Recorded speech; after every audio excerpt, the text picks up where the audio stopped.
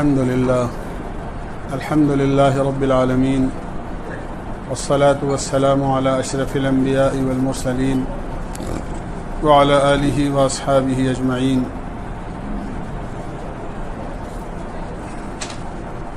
دوست بزرگو،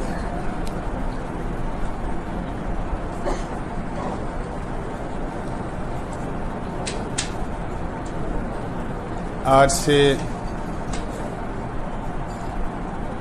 رمضان المبارک کا آخری عشرہ شروع ہو گیا ہے.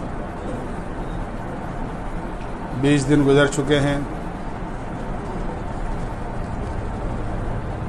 آخری عشرہ شب قدر کی تلاش میں ہوتا ہے.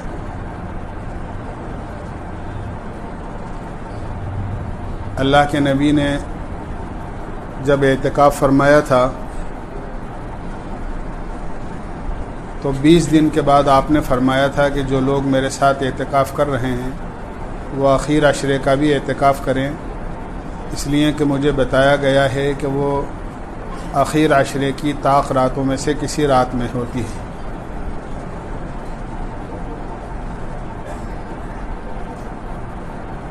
اسی رات کی فضیلت کو حاصل کرنے کے لیے اللہ کے بندے اعتکاف کرتے ہیں.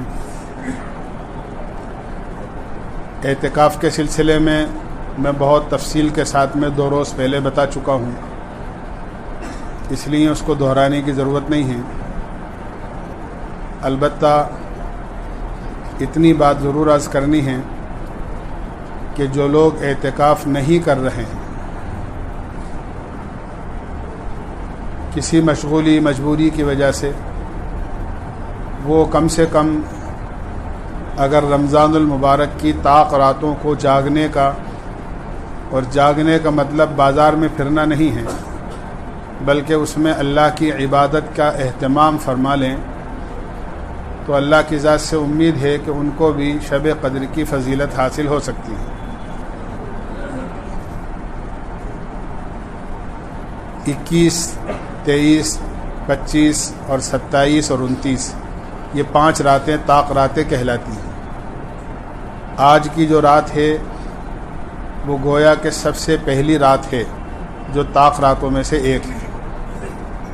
ہو سکتا ہے کہ یہی شب قدر ہو، یہ تو اللہ کے علم میں ہے، اس لیے کہ اللہ نے اس کو چھپایا ہے. اور کیوں چھپایا ہے؟ اللہ کے نبی علیہ الصلاۃ والسلام کو شب قدر کی تعیین بتلا دی گئی تھی کہ شب قدر کون سی رات میں ہے. آپ اس کو بتانے کے لیے، امت کو بتانے کے لیے جب باہر نکلے تو آپ نے 2 آدمیوں کو لڑتے ہوئے دیکھا. ان کی لڑائی کی وجہ سے شب قدر کی تعیین آپ کو بھلا دی گئی. آپ بھول گئے کہ وہ کون سی رات تھی، اور پھر بعد میں یہ کہا گیا کہ آپ تو اس کو آخر عشرے کی طاق راتوں میں تلاش کیجیے. اس سے ایک بہت بڑا سبق ملتا ہے کہ آپس کا اختلاف اور لڑائی اتنی بری چیز ہے کہ جب جو لڑنے والا نہیں ہوتا ہے بلکہ خیر کا کام کرنے والا ہوتا ہے، 2 آدمیوں کی لڑائی کا اثر جب اس پر پڑتا ہے جو خود لڑنے والے ہیں، ان پر کتنا اثر پڑتا ہو، یہ سوچنے کی چیز ہے. اللہ کے نبی علیہ السلام تو شب قدر کو بتانے کے لیے نکلے تھے، اور 2 آدمی لڑ رہے تھے، ان کی لڑائی کا اثر آپ پر یہ پڑا کہ آپ کو بھلا دی گئی. تو لڑنے والوں کا کتنا بڑا نقصان ہوتا ہوگا. اس لیے آپس کا اختلاف، لڑائی، دشمنی بہت بری چیز ہے. ہمیں توبہ کرنا چاہیے کہ انشاءاللہ آئندہ کسی مسلمان سے نہیں بلکہ کسی بھی انسان سے لڑائی نہیں کریں گے. لڑائی کرنے کے لیے تو صرف ایک ہے جس کا اعلان اللہ نے قرآن میں کیا ہے، ان الشیطان لکم عدو فاتخذوہ عدوا. شیطان تمہارا دشمن ہے، بس اسی سے دشمنی رکھو اور کسی سے دشمنی مت رکھو. بہرحال چونکہ مرد مسجد میں اعتکاف کرتے ہیں اس لیے مسجد کے آداب کی رعایت انتہائی ضروری ہے۔ یاد رکھنا چاہیے کہ مسجد اللہ کا گھر ہے، یہ شہنشاہ کا دربار ہے، یہاں جو ادب اور احترام کے ساتھ رہتا ہے اللہ کے یہاں سے نوازا جاتا ہے، جو یہاں بے ادبی کے ساتھ رہتا ہے محروم کر دیا جاتا ہے۔ اس لیے اعتکاف کا مطلب یہ نہیں ہے کہ آدمی اس کو گھر سمجھ لے، بلکہ مسجد کے آداب کی پوری رعایت آدمی کو کرنا چاہیے۔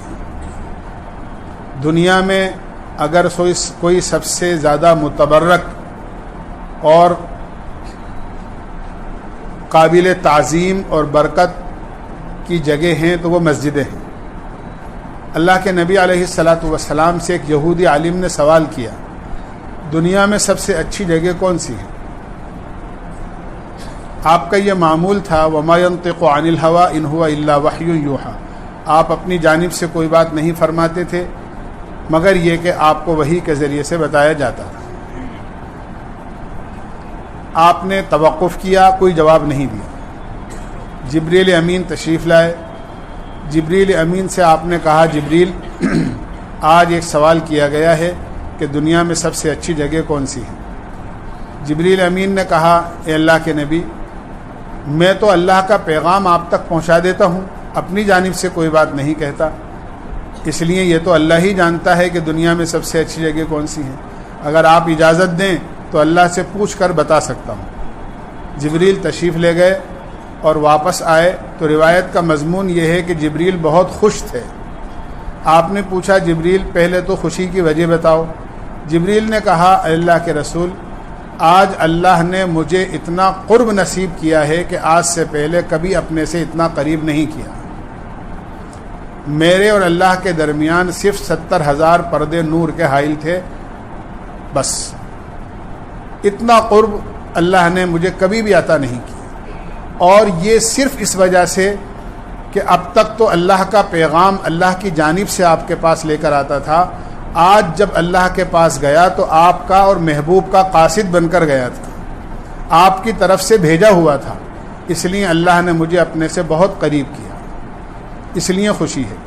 اور پھر سوال کے جواب میں ارشاد فرمایا خیر البقاء مساجدها وشر البقاء اسواقها، دنیا میں سب سے بہتر جگہ مسجدیں ہیں اور دنیا میں سب سے خراب جگہ بازار ہے۔ حدیث میں آتا ہے جو آدمی صبح اٹھ کر اپنے بستر سے بازار کی فکر کرتا ہے اور بازار میں جاتا ہے، فرمایا اس کے ہاتھ میں شیطان کا جھنڈا ہوتا ہے، اور جو صبح اٹھنے کے بعد پہلے مسجد کا رخ کرتا ہے، فرمایا اس کے ہاتھ میں ایمان کا جھنڈا ہوتا ہے۔ یہاں تک فرمایا کہ اگر کسی آدمی کو کثرت سے مسجد میں آتا ہوا دیکھو تو اس کے مومن ہونے کی گواہی دو کہ یہ آدمی مومن ہے۔ یہاں تک کہ اللہ تعالیٰ نے فرمایا من الف المسجد الفہ اللہ، جو آدمی مسجد اور اللہ کے گھر سے محبت کرتا ہے اللہ بھی اس سے محبت کرتے ہیں۔ جو آدمی یہ چاہے کہ مجھ سے اللہ محبت کرے، اس کو چاہیے کہ وہ اللہ کے گھر سے محبت کرے۔ مسجدوں کا کنیکشن براہ راست بیت اللہ سے ہوتا ہے، یاد رکھو۔ میں نے کل عرض کیا تھا بیت اللہ جہاں بنا ہوا ہے، بیت اللہ کے بالکل سیدھ میں آسمان پر، 7ویں آسمان پر فرشتوں کا کعبہ ہے جس کو بیت المعمور کہا جاتا ہے۔ بیت المعمور فرشتوں کا کعبہ ہے، اس کے بالکل سیدھ کے اندر بیت اللہ ہے۔ جب اللہ کی رحمت کا نزول پوری دنیا میں کہیں بھی ہوتا ہے تو سب سے پہلے بیت المعمور پر، اور بیت المعمور سے سیدھے بیت اللہ پر ہوتا ہے۔ سب سے پہلے تمام رحمتیں اور برکتیں بیت اللہ آتی ہیں، اور پھر بیت اللہ سے دنیا کی تمام مسجدوں میں وہ برکتیں اور رحمتیں منتقل ہوتی ہیں۔ اسی لیے پوری دنیا میں جب کہیں بھی مسجد بنتی ہے تو مسجد بنانے والے کسی مولوی صاحب، مفتی صاحب کو بلاتے ہیں اور ان سے کہتے ہیں آپ ہماری مسجد کا رخ دیکھ کر قبلہ رخ صحیح کر دیجئے۔ یعنی دنیا کی ہر مسجد کا جو رخ ہوتا ہے وہ بیت اللہ کی طرف ہوتا ہے، چاہے وہ دنیا میں کہیں بھی مسجد ہو، کسی بھی کونے میں ہوں، اس کا رخ بیت اللہ کی طرف ہوتا ہے۔ تو بیت اللہ کی طرف رخ ہونے کا مطلب یہ ہے کہ براہ راست مسجد کا کنیکشن بیت اللہ سے جڑ گیا ہے۔ تو جتنی رحمتیں بیت اللہ پر نازل ہوتی ہیں مسجد حرام میں، وہاں سے پوری دنیا میں ان مسجدوں کا رخ بیت اللہ کی طرف ہونے کی وجہ سے مسجدوں میں منتقل ہوتی ہیں۔ پھر جس کا جتنا تعلق مسجد سے ہوتا ہے وہ اللہ کی ان رحمتوں کو لے کر اپنے گھر میں واپس ہوتا ہے مسجد سے۔ اب اس کا فیصلہ آدمی خود ہی کر سکتا ہے کہ ہم میں سے کس کا تعلق مسجد سے کتنا ہے۔ جس کا تعلق مسجد سے جتنا زیادہ ہوگا وہ اللہ کی رحمتوں کو اور برکتوں کو اتنا ہی زیادہ اپنے گھر لے کر جائے گا۔ مسجد میں بہت ادب اور احترام کے ساتھ رہنا چاہیے۔ اللہ کے نبی نے فرمایا جو آدمی مسجد میں آتا ہے، من غدا الی المسجد او راح، جو آدمی صبح مسجد میں آئے یا شام کو آئے، اعد اللہ له نزلہ کلما غدا او راح، اللہ تعالیٰ کے ذمے اس کی مہمانی ہے چاہے وہ صبح آئے یا شام کو آئے۔ جب صبح یا شام کو آنے والے کو اللہ تعالیٰ کی طرف سے یہ خوشخبری مل رہی ہے کہ جب بھی وہ مسجد میں آئے گا اللہ تعالیٰ اس کی مہمانی کریں گے، جس طرح آپ اپنے گھر آنے والے کی مہمانی کرتے ہیں، اپنی حیثیت کے مطابق پانی پلائیں گے، چائے پلائیں گے، شربت پلائیں گے، اور خاص مہمان ہوگا، اور اگر بچوں کے ماموں آ گئے اور دور سے آئے ہیں تو کھانا کھلائیں گے، ان کو آرام کرائیں گے۔ جیسا مہمان آتا ہے اس کا ایسا ہی اکرام گھر میں ہم کرتے ہیں۔ اللہ تعالیٰ اپنے بندے کا اکرام اور اس کی مہمانی اپنی شان کے مطابق مسجد میں کرتے ہیں، اور اللہ تعالیٰ کی شان بہت بڑی ہے، اور اللہ کی مہمانی یہ ہے کہ سب سے پہلا جو تحفہ اللہ کی طرف سے مسجد میں آنے والے کو ملتا ہے وہ یہ ہے کہ اللہ آنے والے کی مغفرت کر دیتے ہیں، آنے والے کے گناہوں کو معاف کر دیتے۔ یہ تو سب سے معمولی تحفہ ہے، بلکہ علماء نے لکھا ہے کہ یہ تو اس باغ کا سب سے ادنا پھل ہے۔ حدیث میں آتا ہے مسجدیں جنت کے باغ ہیں، اور یوں فرمایا اللہ کے نبی نے جب تم جنت کے باغوں پر گزرو یا جنت کے باغوں میں جایا کرو تو ان کے پھلوں کو خوب کھایا کرو۔ صحابہ نے پوچھا اللہ کے نبی جنت کے باغ کیا ہیں؟ فرمایا مسجدیں ہیں۔ اور فرمایا اس کے پھل کیا ہیں؟ فرمایا اللہ کا نام اور اس کا ذکر اور اس کی بڑائی اور اس کی کبریائی ہے۔ جتنا مسجد میں اللہ کو یاد کیا جائے گا آدمی گویا اس جنت کے پھل کھا رہا ہے۔ گویا پھل اس لیے کہا ہے کہ ان کلمات کے بدلے میں اور اللہ کی یاد کے بدلے میں اللہ جنت میں ایسے درخت عطا فرمائیں گے جو پھل والے درخت ہوں گے۔ سبحان اللہ کہنے پر حدیث میں آتا ہے جنت میں ایک درخت ایسا لگ جاتا ہے کہ اگر 500 برس تک تیز رفتار گھوڑا اس کے سایہ میں دوڑے تو سایہ ختم نہ ہو۔ اسی لیے اللہ نے دنیا کو بدلے کی جگہ نہیں بنایا۔ ہم تو اپنے اعمال کا بدلہ دنیا میں چاہتے ہیں۔ بہت سے لوگ کہتے ہیں پتہ نہیں پریشانیاں کیوں ہیں، میں تو نماز بھی پڑھ رہا ہوں، میں تو روزہ بھی رکھ رہا ہوں، میں تو کوئی غلط کام بھی نہیں کرتا، پھر پتہ نہیں بھئی اللہ کیوں ناراض ہے اور میرے اوپر کیوں حالات آ رہے ہیں پریشان۔ یعنی وہ یہ چاہتا ہے کہ میری نیکیوں کا بدلہ مجھے دنیا میں مل جائے، حالانکہ اللہ نے دنیا کو جنت یعنی اعمال کے بدلے کی جگہ بنایا ہی نہیں ہے، اس لیے کہ دنیا بہت چھوٹی ہے۔ اب ایک مرتبہ سبحان اللہ کوئی آدمی کہے اور اتنا بڑا درخت اللہ اس کے بدلے میں دیں گے کہ 500 برس تک اگر تیز رفتار گھوڑا اس کے سائے میں دوڑے تو سایہ ختم نہ ہو، تو دنیا میں کہاں آئے گا ایسا درخت؟ اور اگر پوری تسبیح سبحان اللہ کی پڑھ لی تو اتنے سارے درخت، تو دنیا تو چھوٹی ہے بہت زیادہ۔ اس لیے اللہ نے دنیا کو بدلے کی جگہ نہیں بنایا، اعمال کا بدلہ تو اللہ آخرت میں دیں گے۔ دنیا میں تو بس جو کچھ ملتا ہے وہ تو اعمال کی برکتیں ملتی ہیں، بدلہ تو آخرت میں ملے گا۔ اور برکتوں کا مطلب یہ ہے کہ جیسے جب بارش آنے لگتی ہے اور بادل آتے ہیں تو ٹھنڈی ہوا چل جاتی ہے، تو اس ٹھنڈی ہوا سے بھی آدمی کو بڑی راحت ملتی ہے۔ حالانکہ بارش ہوتی ہے، پھر اس سے پیداوار ہوتی ہے، پھر اس سے ندی نالوں میں پانی پہنچتا ہے، زمین کا واٹر لیول بڑھتا ہے، نہ معلوم کتنے جانور اور انسانوں کے کھانے پینے اور دانے پانی کا انتظام ہوتا ہے، وہ تو بارش کے بعد ہوتا ہے. لیکن ابھی بارش نہیں ہوئی, بادل آئے ہیں, ٹھنڈی ہوا چل گئی, تو یہ دنیا میں جو کچھ ملتا ہے یہ تو ٹھنڈی ہوا ہے, اعمال کی برکتیں ہیں, بدلہ تو اللہ آخرت میں عطا فرمائے. بہرحال مسجدیں جنت کے باغ ہیں, اس لیے فرمایا مسجد میں آدمی کو اعمال کرتے رہنا چاہیے. یہاں آدمی کو رہ کر اپنی باتوں میں لگنا, ادھر ادھر ایران توران کی باتیں کرنا, دنیا یعنی آپ دیکھو کہ کوئی حیثیت نہیں ہے ہماری, لیکن باتیں ایسی کریں گے, امریکہ کو ایسا کرنا چاہیے تھا اور فرانس کو ایسا نہیں کرنا چاہیے تھا, وہ اسرائیل کو ایسا نہیں کرنا چاہیے تھا اور فلسطین کو ایسا یوں کرنا چاہیے تھا.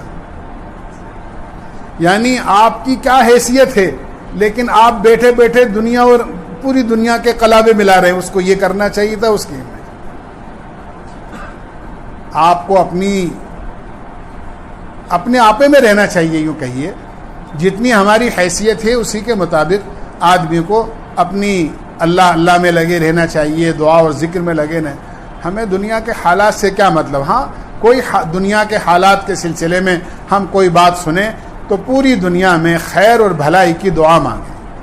جو مظلوم ہیں اللہ ان کے لیے دعا کریں کہ اللہ ان کی مظلومیت ختم کر دے, اور جو ظالم ہیں اللہ ان کے لیے دعا کریں کہ اللہ ان کو توبہ کی توفیق دے دے, اللہ ان کو ہدایت دے دے. اس لیے پوری دنیا کے لیے ہمیں خیر کی دعا مانگنی چاہیے.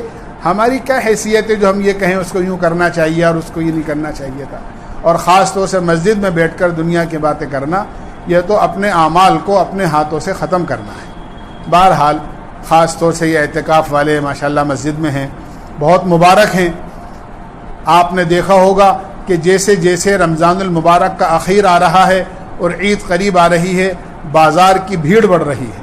یہ تمام بازار کی بھیڑوں کو چھوڑ کر اور دنیا مافیہا سے یکسو ہو کر اللہ کے دربار میں آ کر اپنے آپ کو انہوں نے ڈال دیا ہے, گویا یہ اللہ تعالیٰ کی چوکھٹ پر آ کر پڑ گئے ہیں.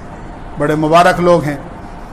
لیکن انشاءاللہ آپس کے اندر جس طرح نماز کی صف کے اندر محمود و ایاز ایک ساتھ کھڑے ہو کر اللہ کے دربار میں اس کی عبادت پیش کرتے ہیں, اسی طرح 20 دن سے جو لوگ نماز پڑھ رہے ہیں تراویح کی, وہ بھی مزید اعتکاف والے اور آ گئے ہیں. تو آپس میں ایک دوسرے کو جگہ دے کر اور دلوں میں گنجائش کے ساتھ میں مل کر قریب ہو کر کہ نہ پہلے سے آنے والوں کو کوئی دقت ہو نماز پڑھنے میں, نہ اعتکاف والوں کو نماز میں اور جگہ میں کوئی دقت ہو. اس طرح دلوں کی گنجائش کے ساتھ انشاءاللہ ہم مسجد کے اندر رہیں گے اور یہاں کی عبادت میں مشغول رہیں گے. تو انشاءاللہ اللہ کی ذات سے امید ہے, اللہ دلوں کے حال کو خوب جاننے والا ہے. کبھی کبھی آدمی کو جیسے حدیث میں آتا ہے نا, ایک آدمی روزے دار کو افطار کرائے تو روزے دار کے برابر اسے ثواب ملتا ہے. ایک آدمی ہے, حدیث میں آتا ہے کہ اگر کوئی آدمی روزے دار کو افطار کرائے تو اس کو روزے دار کے برابر ثواب ملتا ہے, اور اگر کوئی اعتکاف کرنے والے کی عبادت میں سہولت پیدا کر دے تو کیا اس کو اعتکاف والوں کے برابر ثواب نہیں ملے گا؟ اس لیے آدمی کو سہولت پیدا کرنا چاہیے. اعتکاف والوں کو پہلے سے آنے والوں کا خیال رکھنا چاہیے اور اعتکاف والوں کا پہلے سے آنے والوں کو خیال رکھنا. ایک دوسرے کا خیال ہم رکھیں گے تو انشاءاللہ آپ نے دیکھا ہوگا کہ جب ٹرین کے اندر یا بس کے اندر آپ سفر کرتے ہیں اور کوئی آدمی آپ کو شک ہوتا ہے کہ یہ سوچے گا کہ ذرا سی جگہ ہے اور یہ بیٹھنے کی کوشش کرے گا, تو آپ اپنی ٹانگیں چوڑی کر لیتے ہیں تاکہ اس کو جگہ ہی نظر نہیں آئے. اور اگر آپ کا کوئی جاننے والا آ جائے تو آپ تھوڑے اور سکڑ جاتے ہیں, بھائی یہاں بیٹھ جاؤ.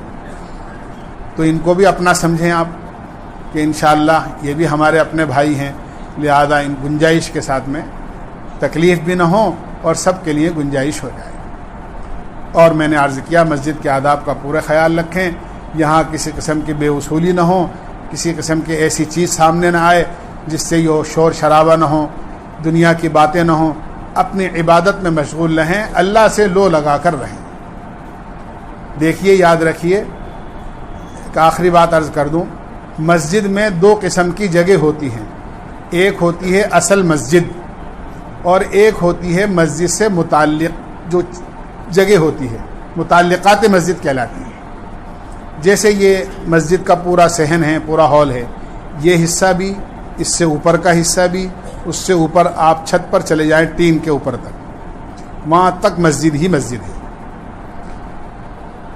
یہ جو برآمدہ ہے جہاں پانی کی مشین لگی ہوئی ہے، یہ مسجد کی حد میں داخل ہے۔ ادھر کا جو حصہ ہے، ادھر کا زینہ ہے یا ہمارا حجرہ ہے، یہ مسجد میں داخل نہیں ہے۔ تو یہ جو چھوٹا زینہ ہے، اس سے اوپر اعتکاف والے جا سکتے ہیں۔ میں اس لیے عرض کر رہا ہوں، یہ جو 2 پلر بیچ میں ہیں، اس کے بعد جو پیلے پلر ہیں، اس پیلے پلر سے پہلے تک مسجد کا حصہ ہے۔ اس کے بعد پھر یہ سب دکانوں کے حصے، برآمدوں کے حصے، نیچے کے حصے شروع ہو جاتے ہیں۔ اعتکاف والا جو اصل مسجد ہے، اس کی حدود ہی میں رہتا ہے۔ اگر اس حد سے باہر جائے گا تو یا تو وضو کرنے یا پیشاب کرنے یا استنجا کرنے یا کوئی اور ایسی اشد ضرورت اس کو پیش آ گئی، خدا نخواستہ آدمی لیٹا ہوا تھا، ایک دم نہانے کی حاجت پیش آ گئی، تو جلدی سے آدمی مسجد سے باہر جا کے اور اپنا غسل کرنے اور پاک ہونے چلے جائے گا۔ تو جو بشری ضرورتیں ہوتی ہیں یا شرعی ضرورتیں ہوتی ہیں، اس کی وجہ سے آدمی مسجد کے اس حدود سے باہر جائے گا، اس کے علاوہ اس حدود سے باہر نہیں جانا چاہیے۔ یہ اعتکاف والوں کو دھیان رکھنا چاہیے۔ وہ سامنے جو شیشے والا حصہ ہے، ادھر شیشے والا حصہ ہے، اس میں اعتکاف والے نہیں جا سکتے۔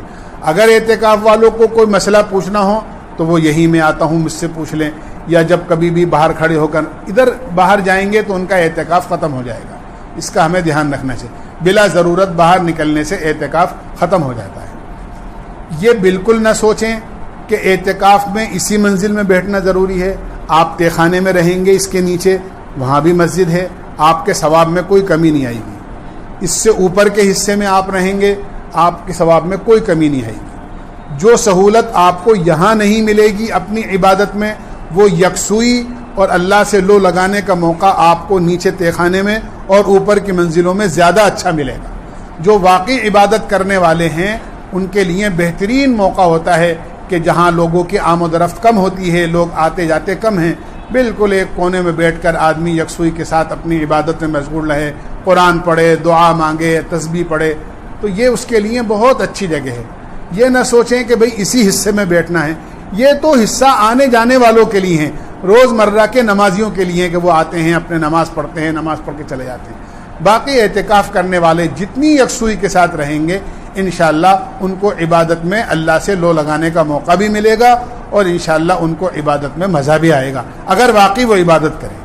یہ نہیں ہے کہ تنہائی میں بیٹھ کر آپس میں 1-2 آدمی باتیں کریں یا موبائل ساتھ میں لے آئے تو ان کو موبائل دیکھنے میں آسانی ہو، بلکہ میں عرض کروں گا کوئی بھی قیمتی سامان اعتکاف والے اپنے پاس نہیں رکھیں۔ یہاں ضرورت کیا ہے آپ کے قیمتی سامان کی؟ نہ کوئی پیسوں کی یہاں آپ کو ضرورت ہے، نہ کوئی موبائل کسی، یعنی اعتکاف کے تو معنی ہی یہ ہیں کہ آپ ساری دنیا سے کٹ کے اللہ کے گھر میں آ گئے اور دنیا سے اپنا تعلق ختم کر کے اللہ کی عبادت میں آپ کو مشغول ہونا ہے۔ اگر موبائل بھی آپ ساتھ لے آئے تو گویا دنیا ساتھ لے آئے آپ، پھر مسجد میں آنے کا مطلب ہی کیا ہوا؟ پوری دنیا آپ کے پاس ہے اور ساری بے حیائی کی چیزیں آپ کے ہاتھ میں اور آپ کی جیب میں ہیں۔ اس لیے موبائل ایک ضرورت کی چیز ہے، آپ اس کو آف کر کے یا تو اپنے بیگ میں رکھ دیں، اور بیگ میں رکھنے سے بھی چوری ووری ہو جانے کا، ادھر ادھر ہو جانے خطرہ ہے، آپ گھر میں بیچ دیں۔ جو لوگ آپ کا کھانا لے کر آتے ہیں یا جو لوگ ان سے اگر گھر پہ کوئی خیریت کہلوانی ہو تو ان سے کہلوا دیں، یا کسی کو واقعتاً کوئی رکھنا ضروری ہے تو کوئی چھوٹا کم قیمت کا کی پیڈ والا موبائل رکھ لیں تاکہ گھر میں کوئی سحری میں دیر ہو جائے تو آپ فون کر دیں کہ بھائی سحری ابھی تک کوئی نہیں آئے، افطاری کا کھانا آنے میں دیر ہو جائے تو آپ گھر فون کر دیں بھائی کیا بات ہے ابھی تک کھانا نہیں آیا۔ کوئی اور ضرورت ہو تو کوئی ضرورتاً موبائل پر بات کرنا ناجائز نہیں ہے اعتکاف میں، لیکن بلا ضرورت بات کرنا بھی اعتکاف کے مقصد کو ختم کر دیتا ہے۔ اس لیے کوئی خاص وقت رکھ لیں، اگر کوئی ضرورت ہو تو اس کا سوئچ آن کریں اور اپنی بات کر کے واپس اس کا سوئچ آف کر دیں۔ یہ تو حقیقت میں اعتکاف کا فائدہ ہوگا۔ میں پہلے عرض کرتا رہتا ہوں، یہاں ایک صاحب کے اعتکاف میں پیسے چلے گئے، وہ مسجد کمیٹی سے کہنے لگے صاحب میرے پیسے چلے گئے، اب میرے پیسوں کا انتظام کرو۔ ارے بھائی آپ نے پیسے کیوں رکھے تھے یہاں پر؟ ضرورت ہی کیا تھی پیسوں کی؟ یہاں کیا کام ہے پیسوں کا؟ پیسے ہیں، موبائل ہے، اسی طرح کوئی قیمتی سامان آپ نے رکھے۔ ایک مختصر سا سامان، بہت نارمل موسم ہے، نہ سردی ہے کہ آپ کو رضائی کی ضرورت پیش آئے، نہ کوئی گرمی ہے کہ آپ کو اے سی کی ضرورت پیش آئے، بہت معتدل موسم ہے۔ آپ ایک ہلکی پھلکی اپنی چادر رکھ لیں، ایک بچھانے کی رکھ لیں، ایک تکیہ رکھ لیں، ضرورتاً جب آپ کو آرام کرنا ہو آپ کسی ایک کونے میں جا کر آرام کر لیں، آرام سے فارغ ہوں تو اس کو لپیٹ کے رکھ دیں۔ اپنی عبادت میں مشغول رہیں. زیادہ تر ہمارا حصہ رات کا اور دن کا عبادت میں مشغول رہنے چاہیے. ایسا نہ ہو کہ ہمارا زیادہ حصہ سونے میں اور آرام میں یا دوسرے کاموں میں مشغول رہیں ہم. اس لیے ہمارا 24 گھنٹے کا اکثر حصہ عبادت میں مشغول رہنا چاہیے.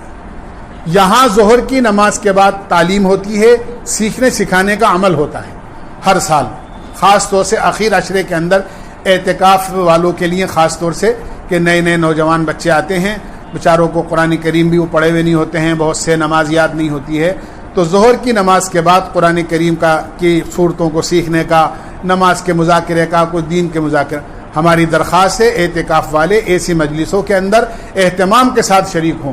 یہاں آئے ہیں تو کورے واپس نہ جائیں, بلکہ کچھ لے کر یہاں سے واپس جائیں, کچھ سیکھ کر جائیں کہ ہم نے جامع مسجد میں اعتکاف کیا تھا, لہذا وہاں سے ہم نے یہ دعائیں سیکھیں, قرآن کریم کی یہ صورتیں ہمیں یاد نہیں تھی وہ سیکھی, نماز کے یہ مسائل ہمیں یاد نہیں تھے ہم نے یہ سیکھے, ہماری نماز میں یہ کمی تھی اور اب تک چلی آ رہی تھی, لیکن ہم نے وہاں پر اعتکاف کر کے اور سیکھنے سکھانے کے حلقوں میں بیٹھ کر ہم نے یہ سب چیزیں سیکھی ہیں. آپ یہاں پر اگر اس طرح رہیں گے تو یقیناً آپ کو بہت فائدہ ہوگا, بہت فائدہ ہوگا. اس کا اہتمام کریں. حاجی عمر صاحب جو ہیں ہمارے بہت پرانے ذمہ دار ہیں, اعتکاف کرتے ہیں, ان کے لیے دعا بھی کریں. ان کا بائی پاس ہوا ہے, بائی پاس ہونے کے باوجود بھی اپنے معمول کے مطابق اعتکاف جنہوں نے کیا ہے, اللہ تعالیٰ سب کو قبول فرمائے. ایک دوسرے کی خدمت کا خیال بھی رکھیں. جو بوڑھے لوگ ہیں, عمر رسیدہ لوگ ہیں, نوجوان لوگ, ان کی کوئی ضرورت ہو, مسجد سے باہر تو نہیں جانا ہے, لیکن مسجد کے اندر رہتے ہوئے, جو مسجد کی حدود ہے ان میں رہتے ہوئے, ان کو کوئی پانی پلانا ہو, ان کے لیے کوئی بستر بچھانے کا کوئی ہو کہ بھائی لاؤ آپ کا بستر میں اٹھا کر وہاں بچھا دوں, آپ کا بستر اٹھا کر میں وہاں پر رکھ دوں جگہ پر. یہ خدمت بہت قیمتی چیز ہوتی ہے. معمولی خدمت آدمی کرتا ہے اور کبھی جس کی خدمت کی جاتی ہے اس کے دل سے دعا نکل جاتی ہے, اور جو کام کوششوں سے نہیں ہوتے ہیں وہ کسی کی دل کی دعا سے اللہ بنا دیتا ہے. اس لیے اس کا ہمیں پورا خیال رکھنا ہے. اللہ ہمیں عمل کی توفیق نصیب فرمائے. سبحان اللہ بحمدہ, سبحانک اللہم و بحمدک, ونشہد ان لا الہ الا انت نستغفرک ونتوب الیک.